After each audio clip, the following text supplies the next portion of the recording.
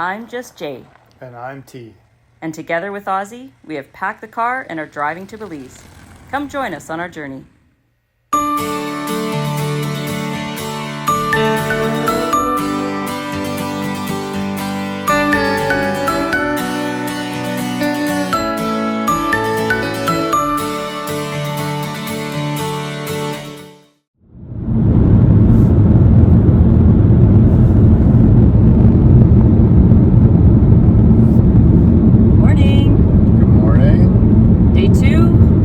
Drive to Belize.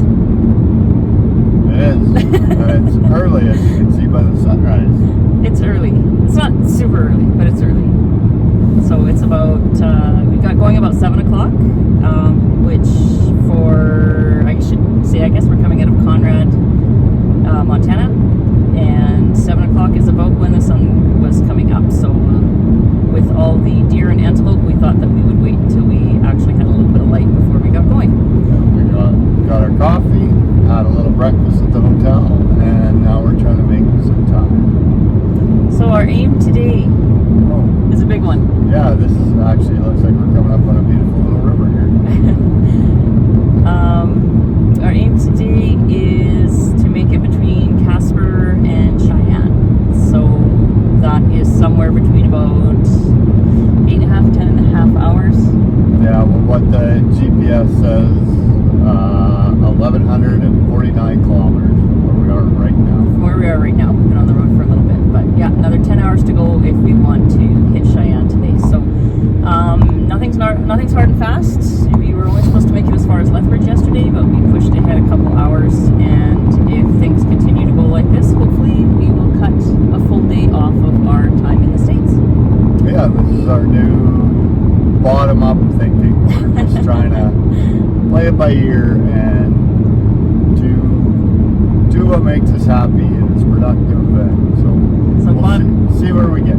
Bottom-up thinking is not having a specific goal in mind, but more thinking about the journey. So rather than top-down, which is having a specific goal. So and today our journey looks like 1,100 kilometers in the cash guy. Hopefully.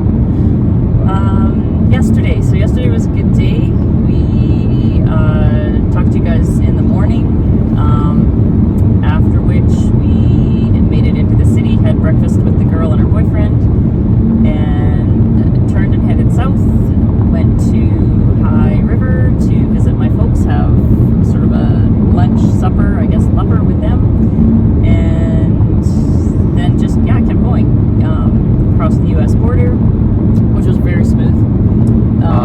I think it'll probably be I'm very confident it'll be the easiest border crossing of our entire trip. Yes, I believe so too. So there was no lineup. We were 5 minutes. He asked, it was kind of funny, he asked us where we were going with so much stuff. So we know we are full to the brim, and he was a little surprised when we said we were going all the way to Belize for the winter. Not entirely sure he knew where Belize was, but yes, he was very nice. Very nice. Very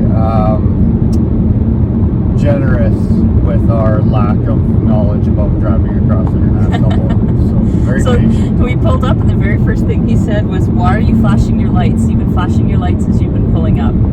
So car's pretty new, brand new. Never noticed problems with the lights before, and the best we could figure out is we had the auto setting on, so going into the shadows and out of the shadows with the sun low, passing all the buildings and that at the border, we figured it was just clicking on and off with the auto setting. So we are now traveling with lights on. We had the dog, so there's new rules from the CDC for crossing borders into the States. This crossing was pretty easy because we were coming from a no-risk for rabies country, which of course is Canada. So we were able to just, we didn't have to worry about vaccines or health certificates or anything like that. The rules are currently that you do need to have a microchip with your dog, microchip in your dog, which of course Ozzie has because of being adopted from the Dominican Republic.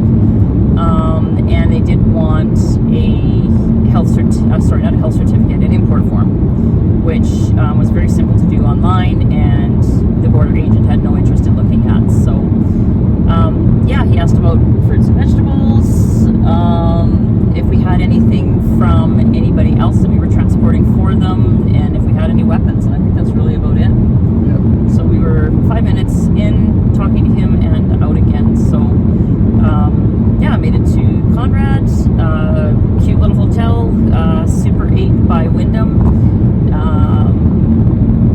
Yeah, older looking hotel, but it's been kept up very nice.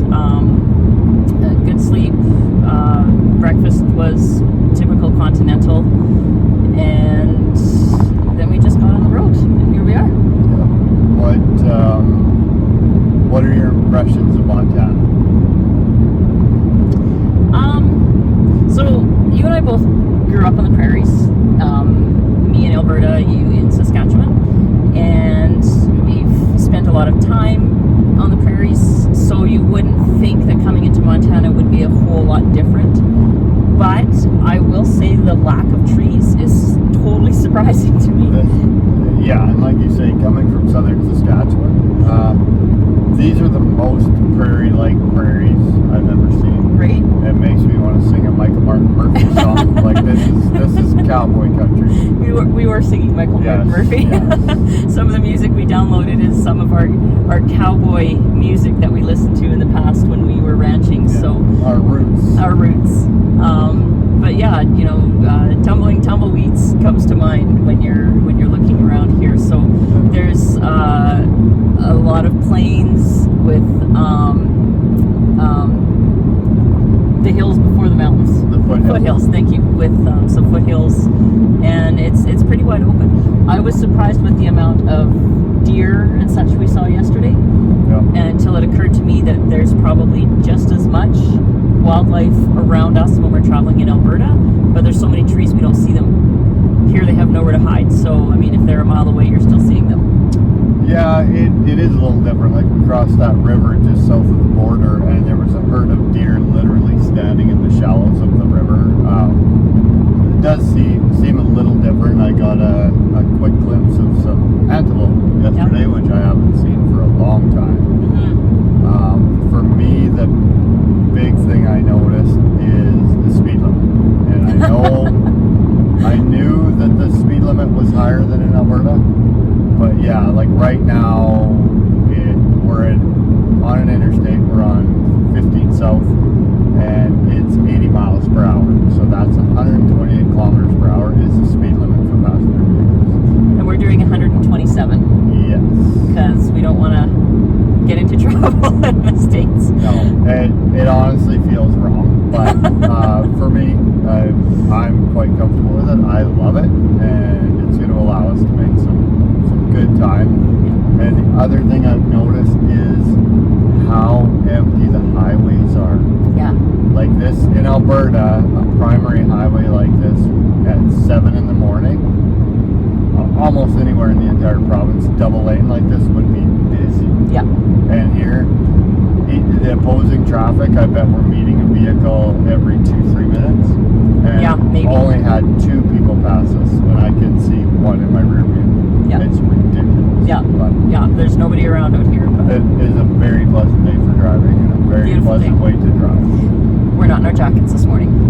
We were, but we're not driving we're not in them. now. Yeah. It was 7 degrees warmer in Conrad than it was back home. Yep. So we're making progress. And we looked at the weather of the area we're headed to, and this morning it is another 15 degrees warmer than it was here. So Great. we're moving the right direction. Moving the right way. I'm going to do a quick pan just so you guys can kind of